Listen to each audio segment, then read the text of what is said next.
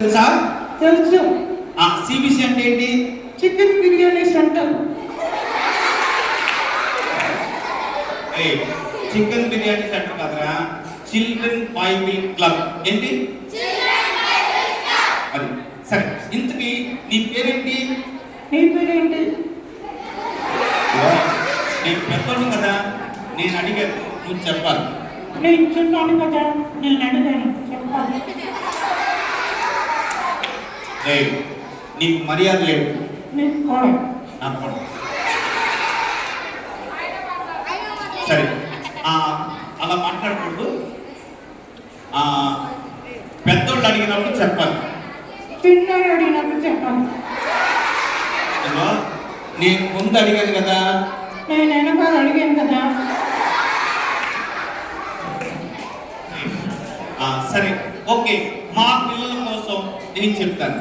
సరే. సరే, నా పేరేంటంటే శాంసన్. అంటే మా మమ్మీ డాడీ నన్ను పిలవడానికి శాంసన్ అని పేరు పెట్టారు. అంటే పిలవడానికి శాంసన్ అని పేరు పెట్టారా? ఓకే, మరి నీ పేరేంటి?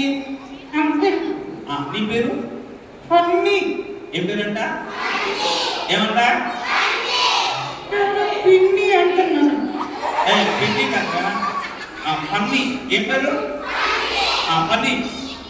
సరే, నువ్వు ఎక్కడి నుంచి వచ్చావు? నేను హైదరాబాద్ నుంచి వచ్చాను. ఓహో, హైదరాబాద్ నుంచి వచ్చాను. Okay, funny. మరి నువ్వు సిబిసికి వెళ్ళావా? వెళ్ళాను. సిబిసిలో ఏం నేర్చుకున్నావు? పాటలు. పాటలా?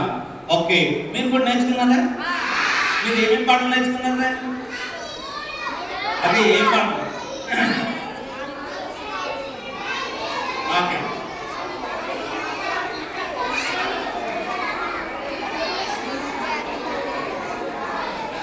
ఓకే, వీళ్ళకి ఎవరికి గుర్తులేదు పని. అవును అంకుల్.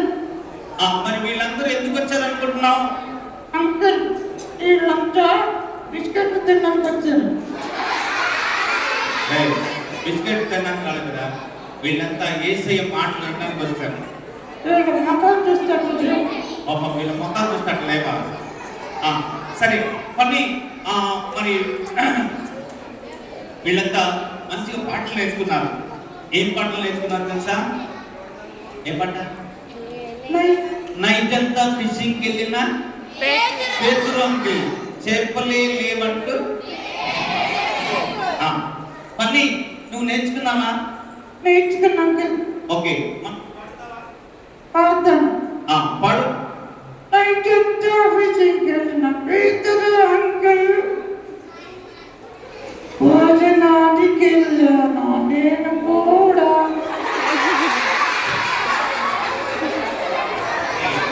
వీడు ఎప్పుడు తిండి లోపమైనా పెడితే కదా, ఏది చెప్పినా వీడు తిండి. సరే, పని భోజనానికి వెళ్ళటం కాదు. ఇందాక ఒక అంకుల్ కథ చెప్పాడు. అంకుల్ ఒక కథలో పెన్ని గురించి చెప్పాడు. ఏంటి? నన్ను గురించి? నిన్ను గురించి కాదురా, పెన్ని గురించి చెప్పాడు. పెన్ని ఏం చేశాడంటే దొంగతనం చేశాడు. ఓహో, నువ్వు కూడా విన్నావా? విన్నాను అంకుల్. పెన్ని దొంగతనం చేసి ఏం చేశాడు? ఏం చేశాడు? అట్టి పడుతున్నాడు. ఓహో, అట్టి పడుతున్నాడా? అవునా? అవునా? Very good. ఓకే, అయితే పన్ని కూడా విన్నాడు. ఓకే, పన్ని. ఆ తర్వాత అంకుల్ ఇంకొక కథ చెప్పాడు. అవును అంకుల్. అంకుల్ ఆ కథలో ఏం చెప్పాడు? ఒక ఆమెకి అప్పులో వచ్చి ఆ పిల్లని తీసుకెళ్ళిపోతుంటే ప్రవక్త దగ్గరికి వచ్చింది. ప్రవక్త దగ్గరికి వచ్చింది. అప్పుడు ప్రవక్త సరి కూర్చో. ప్రవక్త ఏమన్నాడు? కొండలో నూనె పోయమన్నాడు. ఓకే, అప్పుడు నువ్వు ఇంకేం విన్నావు? అంకుల్, నూనె పోసి గారెలు చేసింది. నూనె పోసి గారెలు చేసింది. పన్ని, నువ్వు సరిగా వెళ్ళలేదురా. అంకుల్, నూనె పోసి చపాతీ చేసింది. నూనె పోసి చపాతీ చేసింది.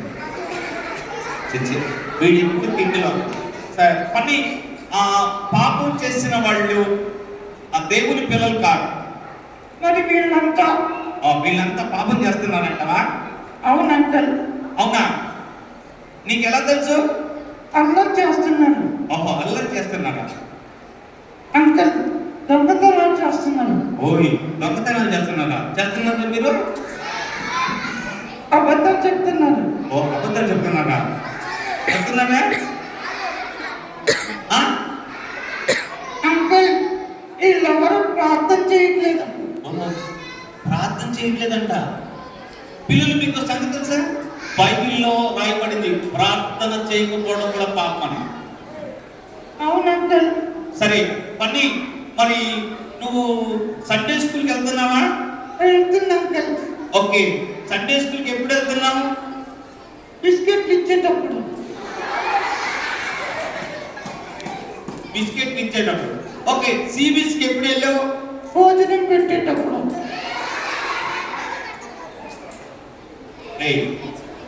వీడు ఎప్పుడు అరే పని భోజనం పెట్టేటప్పుడు చాక్లెట్లు ఇచ్చేటప్పుడు వెళ్ళకుంటురా.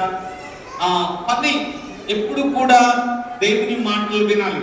వింటున్నా అంకల్. ఓకే, ఏమని విన్నావు? అంకల్ యేసయ్య 5 రొట్టెలు 2 చేపలు 5,000 మందిని పంచిపెట్టాడు. మళ్ళీ భోజనం సంగతి ఏంటంట? యేసయ్య 5 రొట్టెలు. ఓకే ఓకే సరే మరి నువ్వు చెప్పింది కరెక్ట్. మరి వాళ్ళందరూ తిన్నాక ఏమైంది? 12 గంపలు మిగిలినాయి. అవునా? ఓకే, చాలా సంతోషం పని. నేను కూడా ఉంటే బాగుండేది. నేను కూడా ఉంటే బాగుండేదంట. ఎందుకురా? నేను కూడా ఒక గంప తినేవాడిని. ఉంటే ఏం చేసేవాడంట? ఒక గంప తినేవాడు. ఓకే సరే పని. అలా కాదు, మా పిల్లలు ఇక్కడ చక్కగా సిబిఎస్కి వచ్చి పాటలు నేర్చుకున్నారు, ఏసై మాటలు విన్నారు, వాక్యాలు నేర్చుకున్నారు, ఆటలు ఆడారు. అంకల్ నేనేం చేశాను తెలుసా? ఏం చేశారా? నిద్రపోయాను. నిద్రపోయారా? అంకల్ మీ మగ పిల్లలు అల్లరి చేస్తున్నాను. రే పిల్లలు సరి కూర్చోండిరా, మీ పరువు పోతుంది. అంకల్ వాడు గుండు గుండు. రే గుండు సరి కూర్చోరా. వీడు కూడా చూశాడు నేను. ఓకే ఉండు సరిగా ఉండు. సరే ఓకే ఉంటాడు, సరిగ్గా ఉంటాడు కానీ నువ్వు సరిగ్గా ఉండు. సరే పని. మా పిల్లలు ఏసై మాట విన్నారు. ఇంకా ఒక మాట నేర్చుకున్నారు మా పిల్లలు. ఏమని తెలుసా? ఏసయ్య మాట వినాలని, ఏసయ్య మాట వినడం శ్రేష్టం అని నేర్చుకున్నాను. నేను కూడా. ఓకే, నువ్వు కూడా. మరి ఏసయ్య మాట వినడం అని అంటే ఏంటి? అంకుల్ యేసయ్య మాట ప్రకారంగా జీవించడం. ఓహో, వెరీ గుడ్. యేసయ్య మాట ప్రకారం జీవించాలి. మరి యేసయ్య మాటలు ఎక్కడుంటాయి? గోడల మీద. అరే గోడల మీద కాదురా, బైబిల్లో ఉంటాయి. ఎక్కడుంటాయి? గోడల మీద ఉంటాయి. సరే బైబిల్లో ఉంటాయి. ఎక్కడుంటాయి? అందుకే ఏం చేయాలి తెలుసా? అంకుల్ బైబిల్ మూసేయాలి. చిచ్చి, బైబిల్ మూసేయకుంటారా? బైబిల్ చదవాలి. ఏం చేయాలి? బైబిల్ చదివితే యేసయ్య మాటలు మనకు అర్థమవుతాయి. అంకుల్ యేసయ్య మాట వింటే ఏమవుతుంది? ఏమవుతుందంటే యేసయ్య మనల్ని ప్రేమిస్తున్నాడు. యేసయ్య మాటలు విన్న వాళ్ళని యేసయ్య ఆశీర్వదిస్తాడు. పిల్లలు యేసయ్య చెప్పింది చేసిన వాళ్ళు దీవించబడ్డారు. అవునా అంకుల్? మరి అవును, యేసయ్య చెప్పిన మాట విన్న వాళ్ళందరూ దీవించబడ్డారు. మరి మీ పిల్లలు? మా పిల్లలు కూడా. అరే మీరంతా యేసయ్య మాట వింటారా? అంకుల్ వీళ్ళకి మర్యాద లేదు అంకుల్. అవును నిజమే. ఏం చెప్పాను? ఆనమన్నానా? ఏమన్నాను? ఓకే పని. మా పిల్లలకి మర్యాద అప్పుడప్పుడు మర్చిపోతూ ఉంటారు. సరే కానీ పని యేసయ్య మాట వినాలి. ఇంకా ఏం చేయాలని అంకుల్ చెప్పాడు. ప్రార్థన చెయ్యాలి.